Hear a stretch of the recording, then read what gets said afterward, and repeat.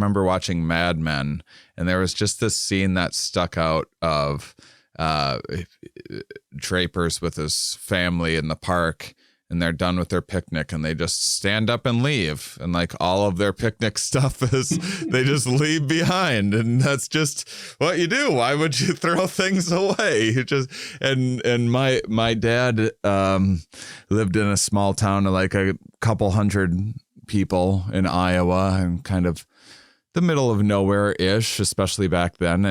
And it was not unusual for people to pitch stuff in the river or whatever when you're done with it. Like, yeah, that makes for a good dump. And it's just kind of like a global mindfulness, a cultural mindfulness of like, oh, I've never thought of that. Oh, this recycling stuff, that's new. And it usually seems weird at first too, some of these initiatives, and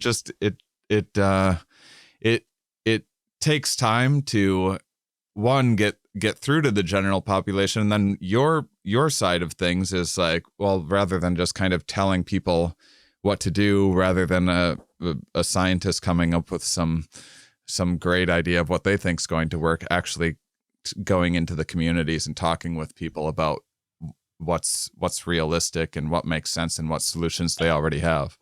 It's funny you brought up that example. I remember this old Simpsons episode where they're driving on a road trip somewhere, and Lisa and Bart, and everyone's just throwing junk out the window. And that's kind of how it was when I was growing up in Scottsville as well. And you also get the example of the picnic, right? So that's what you're kind of describing there. Part of what's going into play is a norm. So it was the social norm, man. That's what you did when you were finished with your can of Pepsi. You threw it out the window. Everybody did it, right? I mean, that's just what you did. That family got up and left the picnic. That's just what you did. Yeah. But as we, as people started to learn how to influence people in their behavior, we started to like understand, hey, well, people probably don't really know that's a problem. So you can they probably have actually a pretty good attitude. They don't want to make their place a dump. So they probably actually have pretty decent attitudes about the places where they're at. But it's just the thing to do because, well, Dad did it and Grandpa did it and everybody did it and my friend did it. But we can study that stuff. So we can find out where people are on the attitude scale, and then we can find out which type of people are important to others, like village leaders or, community activists or my family or my friends. And we can really understand these norms and then target messages to the people that are important to others, people that are influential. And we change norms. We can change things relatively quickly. I always give the example in classes when I ever talk about the social psychology models I use. I'm a 80s kid, was born in the mid 70s.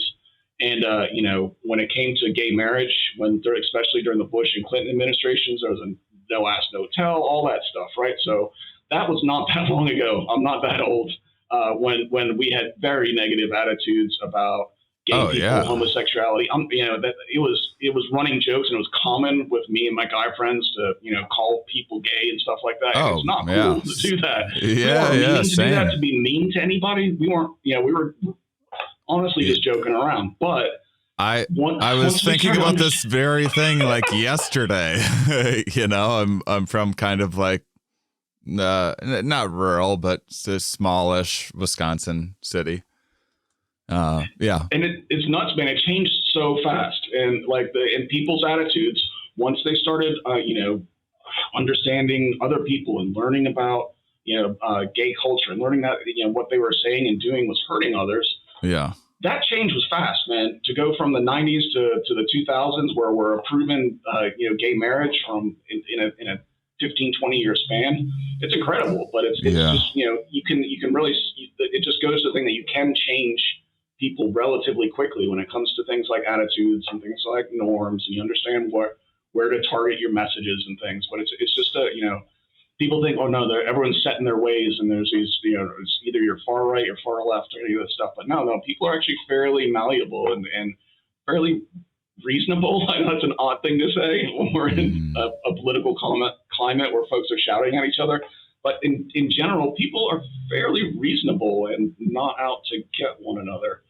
I think COVID has maybe deepened those divides, and I hope you enjoyed this on your road trip. But we're back in person at UT with masks on and things in classrooms and being as safe as possible, I guess. But I understand the connection to students much better now, and I understand that my messages get across so much better when I'm able to talk and discuss with people in person.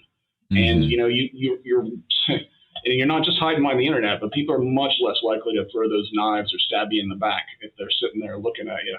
And you two can relate over something. I used to love just, before COVID, I was going to do this my whole life, just in a strange town, go up to a bar, order a beer, and, strike up a conversation with the guy next to you.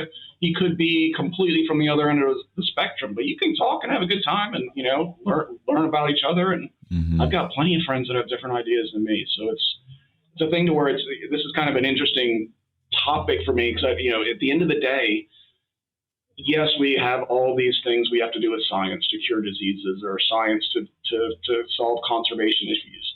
But if people aren't willing to make changes and we don't know how to, sort of push that needle a little bit to change people's minds, we can do all the science on an endangered species till we're blue in the face, but we can't talk to folks on how to conserve it or understand folks on why and have them convince them on why they should conserve it, then what's the point of doing this research? It's just going to go extinct unless you're going to talk to the people who can actually do something about it.